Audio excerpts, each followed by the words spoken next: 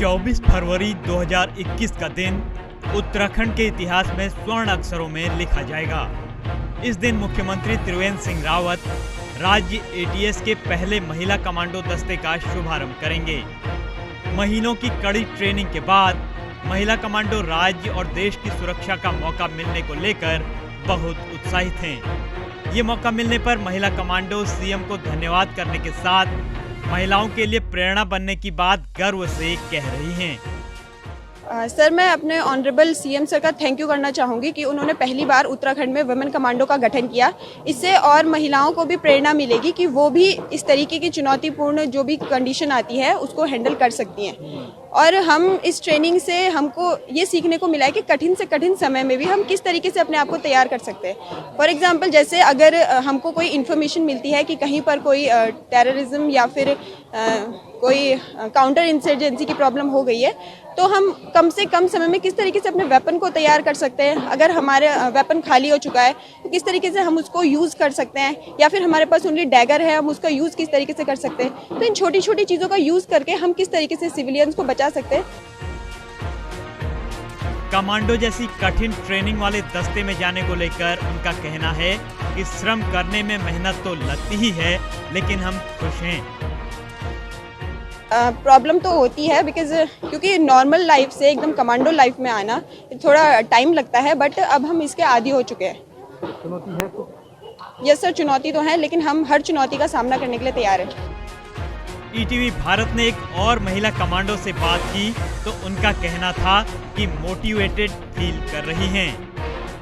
इस commando team के गठन के बाद हम अपने आप को काफ़ी मोटिवेटेड फील कर रहे हैं सर, क्योंकि इसमें हमने बहुत सारी चीज़ें सीखी हैं, जैसे वेपन से लेकर और हम दूसरों को कैसे, जैसे काउंटर टेररिज्म है, काउंटर इंसर्जेंसी है, और मेन ये है सर कि एक्सट्रीम सर्वाइवल टैक्टिक्स, हम कैसे कम संसाधनों के साथ भी दुश्मन से लड़ सकते हैं, और CQB, CQC, हम कैसे उससे बिना वेपन के या बिना वेपन के हम कैसे दुश्मन से लड़ सकते हैं सर।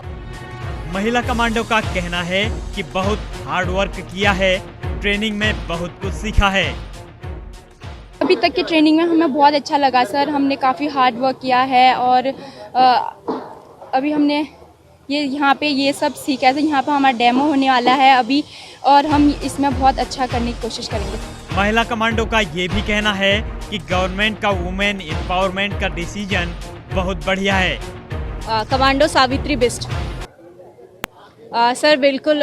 स्टार्टिंग प्री कोर्स मैंने ATC हरिद्वार में किया है। वहाँ पर मैंने फिजिकल एफिशिएंसी से रिलेटेड और वेपन हैंडलिंग सीखी थी।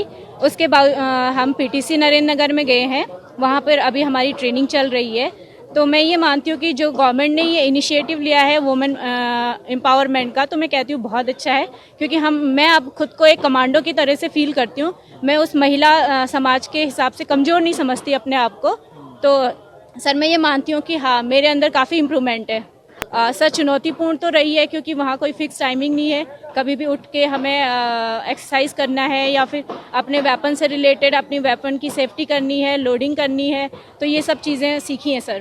काफ़ी पूरे कंट्री में कहीं भी हमारी ज़रूरत पड़ती तो हम बिल्कुल उसमें आगे रहेंगे। 24 फरवरी 2021 को महिला कमांडो दस्ता देहरादून पुलिस लाइन में अपना डेमो मुख्यमंत्री के समक्ष पेश करेगा। इन महिला कमांडो की खास बात ये है कि इन्हें आतंकवादियों से निपटने के हर गुर में पारंगत किया गया है। ये महिला कमांडो पलक झपकते ही किसी भी तरह के ऑपरेशन को पूरा करने की कुव्वत रखती हैं। ट्रेनिंग इतनी कड़ी और एकाग्रता इतनी ज्यादा है कि आंखों पर काला कपड़ा बांधकर भी ये लक्ष्य को भेद सकती हैं। महिला कमांडो दस्ते की पहली ट्रेनिंग का फेज मार्च के अंत तक पूरा होगा। इसके बाद सबसे पहले महाकुंभ जैसे दुनिया के सबसे बड़े मेले में इनकी पहली परीक्षा होगी। महाकुंभ के बाद इनकी एडवांस कमांडो ट्रेनिंग एक के बाद एक आगे चलती रहेगी। महिलाएं पुरुषों से कहीं भी पीछे नहीं है। इसकी जीता जागता सबूत यह है कि उत्तराखंड की ATS जो विंग है उसमें महिला कमांडो की ट्रेनिंग इन दिनों जोर शोर से चल रही है। नरेंद्र नगर PTC के बाद अब देहरादून के जो पुलिस लाइन है, यहाँ इनकी बेसिक ट्रेनिंग चल रही है और 21 महिला कमांडो इसकी जो ट्रेनिंग ले रहे हैं वो पूरी तरह से तैयार हैं। आगामी 24 फरवरी को मुख्यमंत्री इनका शुभारंभ करेंगे कि किस तरह से उन्होंने एक उत्तराखंड की जो एटीएस विंग है उसमें महिलाओं की भागीदारी, जो किसी भी तरह के आपातकाल घटना, एंटी टेररिज्म का जो ऑपरेशन होता है उसमें जो है वो पुरुषों के मुकाबले साथ साथ कंधा में कंधा मिलाकर जो है महिलाएं भी उतनी ही सशक्त के साथ वो अपनी भागीदारी निभाएं। इस तरह से ये ट्रेनिंग यहाँ पर चल रही है और ये बेसिक ट्रेनिंग है। इसके बाद लगातार उनको आगे भी ट्रेनिंग दी जाएगी। परमजीत सिंह, ईटी भारत, देहरादून।